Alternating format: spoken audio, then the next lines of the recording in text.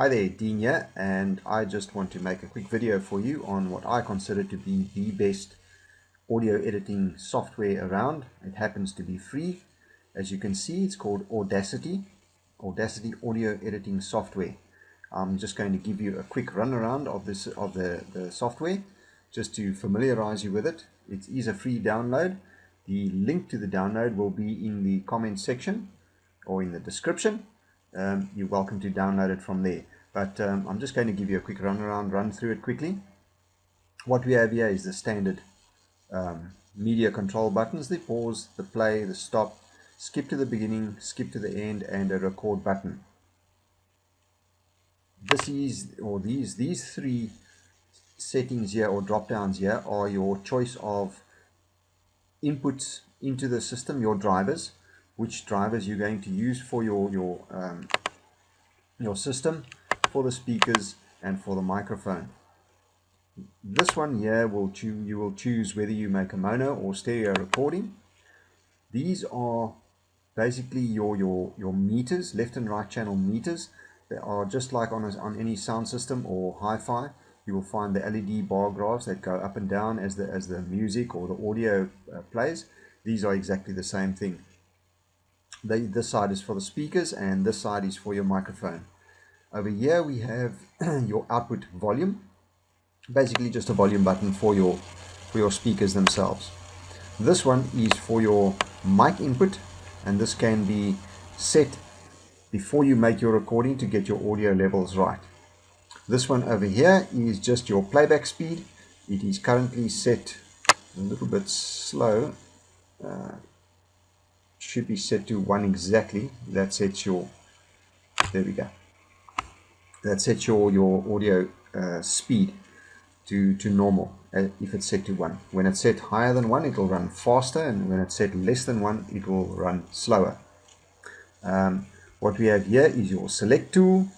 This is an envelope tool, which is very handy for sort of a fade out and fade in mechanism to join two audio tracks. That's your standard zoom in or zoom tool. That is your time shift tool. That will, if you use that, you can shift the audio left and right on your timeline. This is the draw tool. This one is your multi-tool mode, and that is about it for the serious controls. Here is your editing controls over here. You'll use these mostly for editing. That one is your cut. If you want to cut a piece from the audio, you literally highlight it and cut it out, and it will cut it to the clipboard, and then it's basically the same as the copy command, except the copy will leave that piece of audio there. The cut command will remove it and put it onto the clipboard, and you can paste it from there onto any other section of the audio. This one will trim an audio. You can select a piece and then trim the excess off the ends. This one will insert a certain amount of silence into an audio for you. That's the undo button, redo button, your sync lock tracks if you're using more than one track, zoom buttons once again, fit selection. If you select a certain section of your audio and you want to work on just that section and you want to spread it out over the entire board and not be able to see the rest, you will use this function.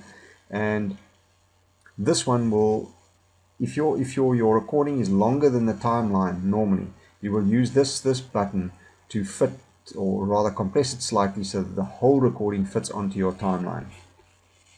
We have in the file menu, we have you can choose a new project, the standard things, recent files, obviously close, save project as, but you will use this one mostly, the import command, import and export actually. This is, you can import an audio or labels, MIDI or raw data. You will normally use this command, import audio, and then you will go and search for your audio file that you have on your PC, if you have one stored. If you haven't recorded it yourself and it's on the timeline, you will go and look for it that way. Once you have made your recording, you will use the export audio command, and there you have quite a selection of audio encoders that you will be able to select. One note I should make is, if you choose MP3, which is probably the most used audio format around, if you use, or if you've just installed Audacity and you want to try and export a audio file after you've edited it as an MP3, you are not going to be able to do it. The software is going to ask you to download the LAME drivers or the LAME encoder for MP3. It's also a free download. You go and download it, and the next time it asks you for it, you just have to remember where it is and tell the software where it is, and it will never ask you for it again. It will use it every time after that. There's a couple of commands there. We have the standard edit functions. Basically, you'll have to play around with these to find out exactly what they do. The standard view buttons, the control buttons, play, stop, and all the shortcuts. I'll skip these and skip these. All these are sound effects that you can generate. There's a chirp and the DTMF dial tones, noise. You can generate a very faint, what I call white noise. You can generate a brown noise, 3 levels of noise. You can generate a silence, a tone. You can choose the frequencies and everything else. Click track. If you want to use a track as a timing device, perhaps for somebody playing a musical instrument, practicing to keep timing, this can be used for it.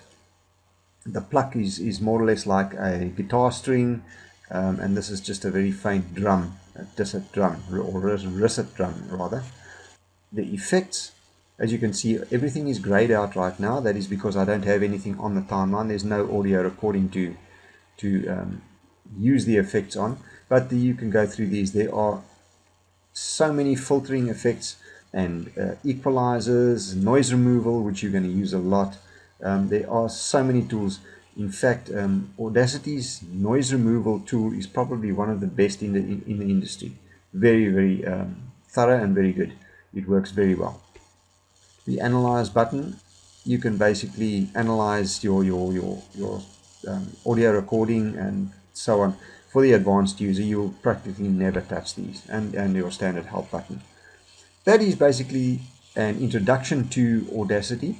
You will have to play around with it a lot to reach its full potential. It is quite a powerful software and capable of quite remarkable editing jobs. It can produce quite good audio from a fairly bad recording if you know how to use it properly. Practice makes perfect. Thank you for watching, and look for your download links in the description. Thanks a lot. Bye.